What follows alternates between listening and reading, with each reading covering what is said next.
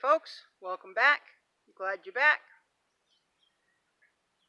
This morning I went over and checked on my field peas, and my field peas were bought at a grocery store called whole yellow peas. Now, a lot of you know what those are, but for those of you who do not, if you get split peas for pea soup, those are whole peas that have been split in half and the outer coating has been removed. Whole yellow peas that you buy in the grocery store are whole, and they have that coating on them, right? That natural seed coating. So quite a while ago I went and was doing my grocery shopping, and first time in my life I've seen whole yellow peas for sale at this grocery store or any grocery store. So I stepped back out of the way and I Googled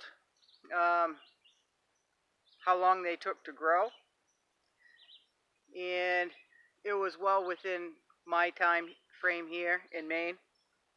So I knew I could grow them. What they would do, I didn't have any idea. Further research said that field peas, depends on what kind they are, can either get 2 or 3 feet high, they could get a foot high, or they could get like over 8 feet tall. But I knew the growing season was long enough, according to research. So across the camp road here, in the ditch that has never seen water since I've lived here, I made a row. And what I did was I took those seeds and I put them in a sprouter, like you would alfalfa, broccoli, radish, fenugreek, and paid attention to them. And I took the germination count, which was well over 95%. If I remember right, it was very high. So I decided to plant them. Where I wanted to plant them, which was out of the garden completely, was very, very, very, very poor soil, folks. And so I took the sod and I flipped it over in a fairly decent row.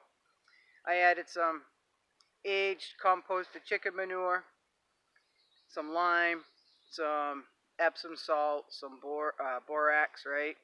That pre-plant mix that I do with my potatoes. Planted those seeds, and I believe they all came up, folks.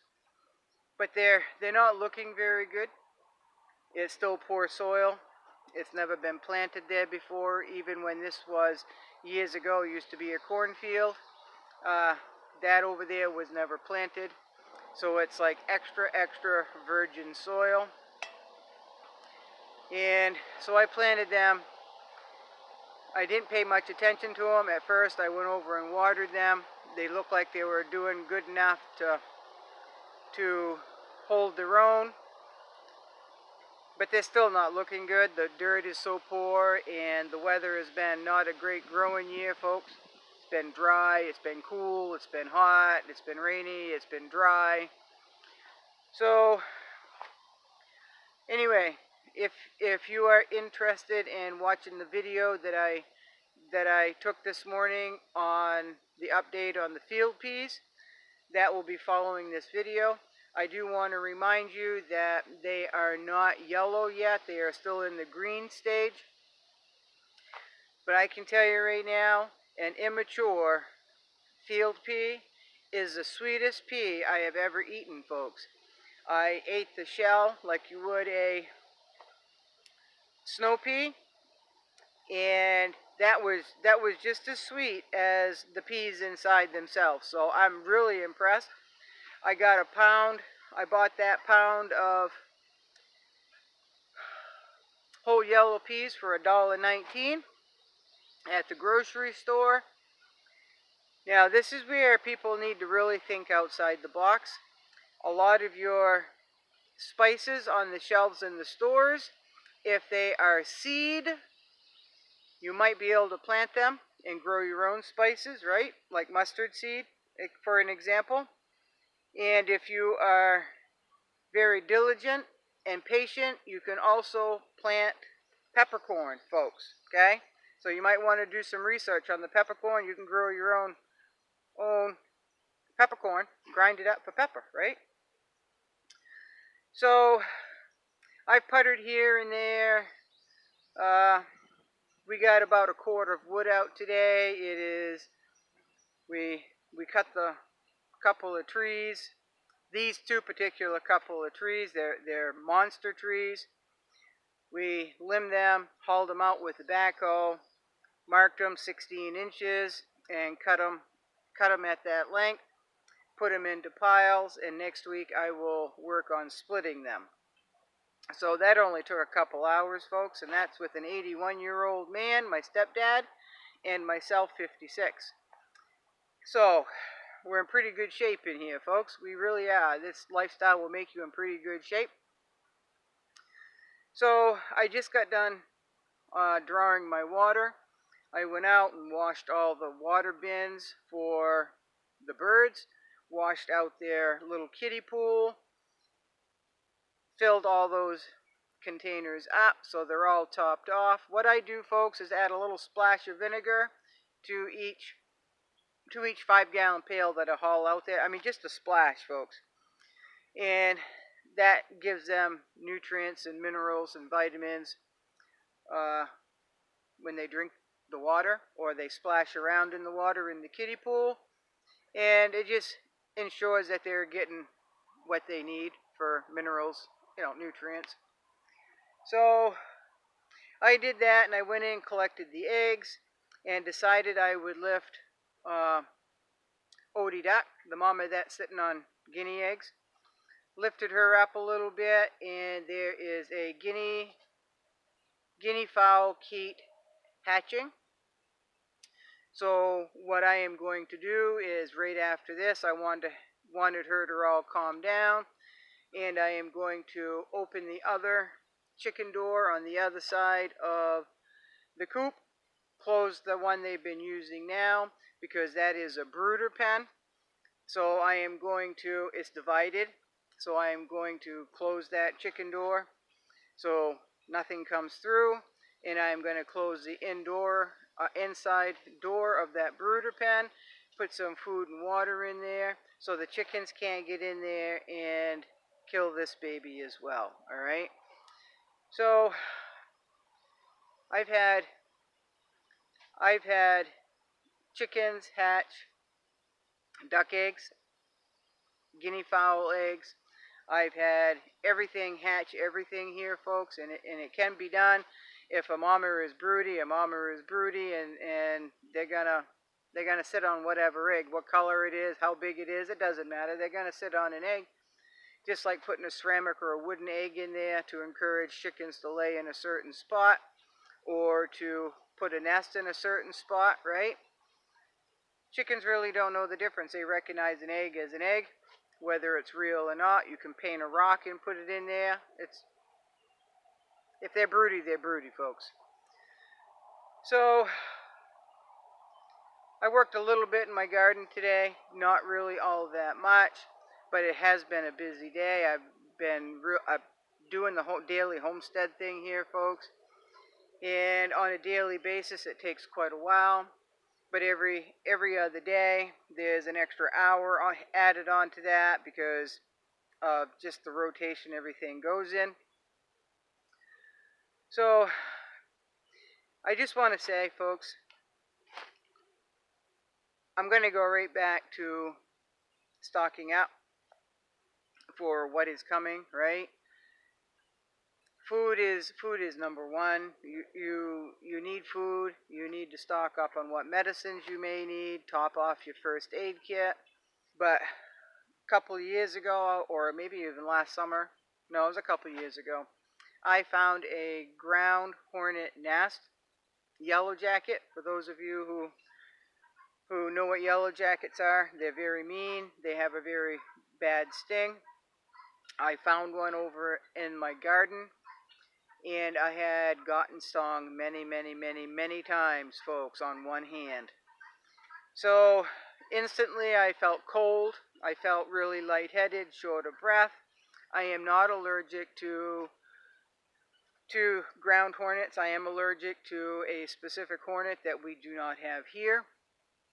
Yeah, at work I have there's a hornet that I'm allergic to, but not here. But being stung so many times, your body can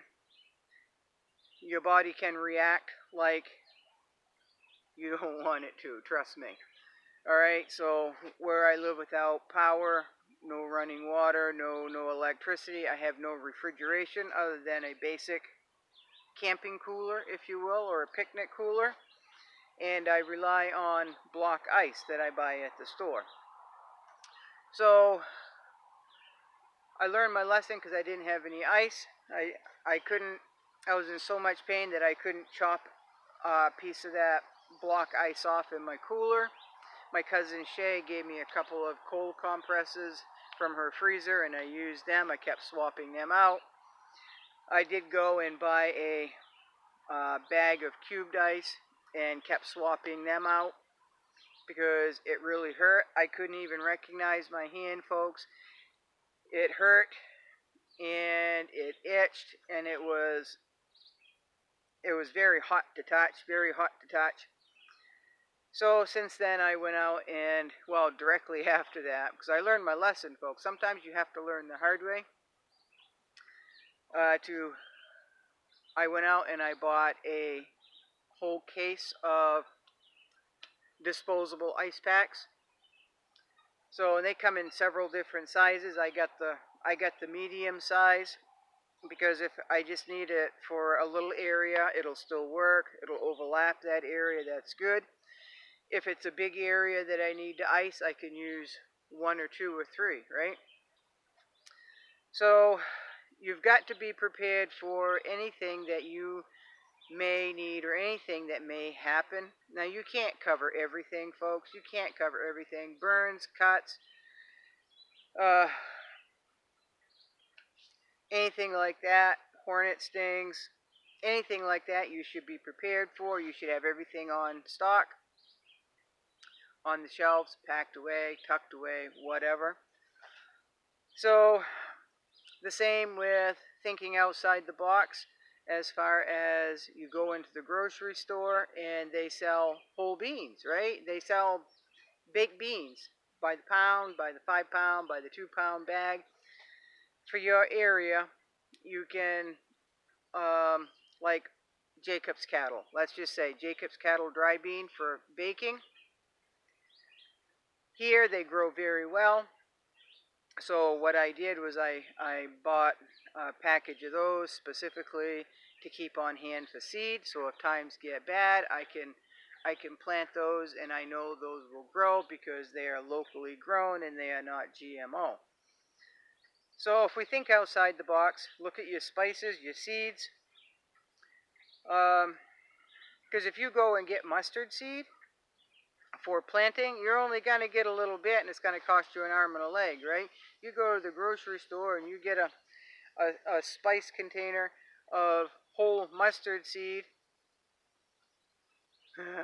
Blue jay. I haven't seen a blue jay here in probably about a week.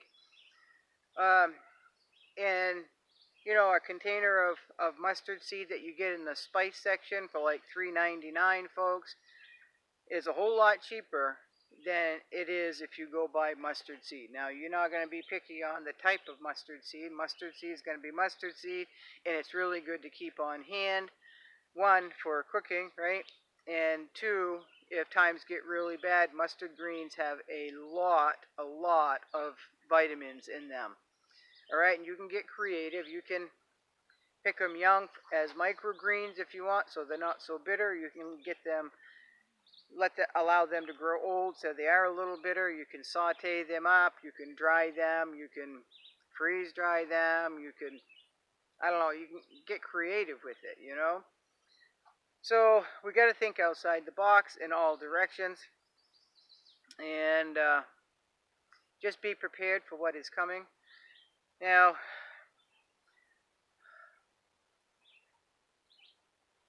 for those, I'm just going to stop right there, folks. So I am going to go tend to my chickens, my ducks, my guinea, my geese.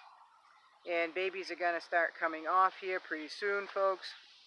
So, but this is a guinea keith that is just broke through its shell not too long ago. Put a hole in it. It is peeping, so I know it's alive and it's doing well. I saw it moving.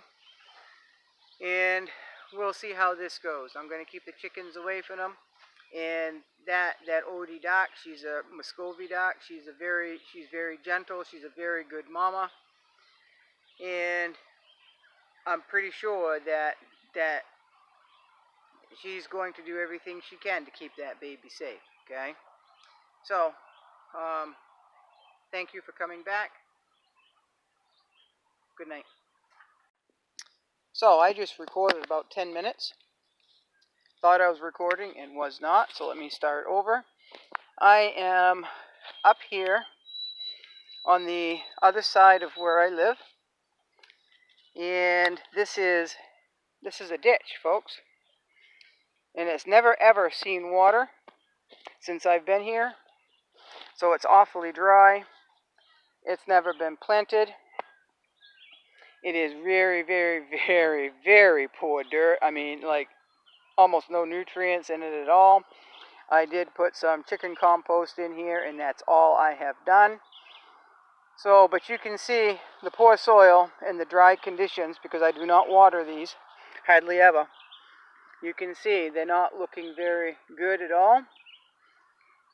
So I don't know if the poor soil, the weather conditions stunted those peas, or if they normally only get this tall. But look how loaded those are. I am very pleased. Very, very pleased at the yield I am getting. And I have eaten a handful of peas already. They say they are not good. Research says they are not good raw to eat. But let me tell you, right now, I believe it's one of the sweetest peas I've eaten raw. So the pods are not very big, and again, I do not know it's because the plants are stunted and poor nutrients in this soil. The dry weather conditions, I'm not really sure. But these are small peas. I haven't found one yet that is fully filled out, so I'll try one of those. But right here, folks, these are so good. And the pods are like snow peas, and just as sweet as the peas themselves. So I'm like super pleased, folks. So, like I said, I really can't tell if these were supposed to be taller pea plants. I just don't know, because there's a lot of conditions that play a factor in that. All I can do is amend the soil this fall, really work this area up, and put some nutrients in it, and plant again here next year. I think if this is how tall they get, then I will probably, instead of planting pumpkins, which the pumpkins are not doing well at all. Like I said, it's been dry, and it's been it's very poor soil. But they're stunted, but they've got a lot of blossoms. We'll see what happens to that. So, my God, those are so good, folks. So good. So I am pleased with the production. Let me show you. For an example, just that little section there has several pods. And I do have some sunflowers, but again, those are really stunted, so the soil is really poor here. And it was not amended. It was just a spur of the moment. Turn the soil, put some aged chicken compost down, put the seeds in, and I'm talking yellow whole peas, field peas, sunflowers, and pumpkins. So they're just not doing as good as what I wanted them to, but I can't complain because of the soil and the weather. So still not bad for growing in a ditch, and it's never ever been planted. So there's that, folks. There's that. I might even extend that row way up there. Now, if you see, let me step over here. If you see red flags or pink flags, whatever color you see, that's where I marked where I put the Jerusalem artichoke tubers last fall. And they say that you cannot or should not put Jerusalem artichoke tubers in the ground in the fall, that it should only be done in the spring. Folks, that is false. I have transplanted artichokes many times, and 90% of that was in the fall, and they do rather well, folks. They just do rather well. So I don't know how some of these people feel that you can't do this and that when it's just the opposite, folks. You can do it. You can. Now over here, I've got a lot of wild blackberry bushes, and it looks like, yeah, one just got me right in the knee. Looks like they're going to do all right this year. If we get more rain, they'll be fat and juicy and plump. If we do not get rain, then they're going to be small, bitter, hard, and real seedy, right? So just like with any berry, the more rain you get, the better off the berries are when you pick them. They taste better, and you get more bang for your buck. But anyway, overall, considering the weather, considering I neglected it, and considering this is very poor soil, I'm really pleased with those whole yellow peas, also known as field peas. And the research that I have done say they are not good raw. Well, I can tell you right now, folks, that they are the sweetest pea I have ever eaten raw. And the pea pods are just as good, just as sweet, just as tender as a snow pea, folks. Okay, so I'm really impressed, because I originally planted these for my ducks to supplement their feed, and considering everything that is not right planting here in the poor growing season, and they've done this well, I will definitely plant again next year.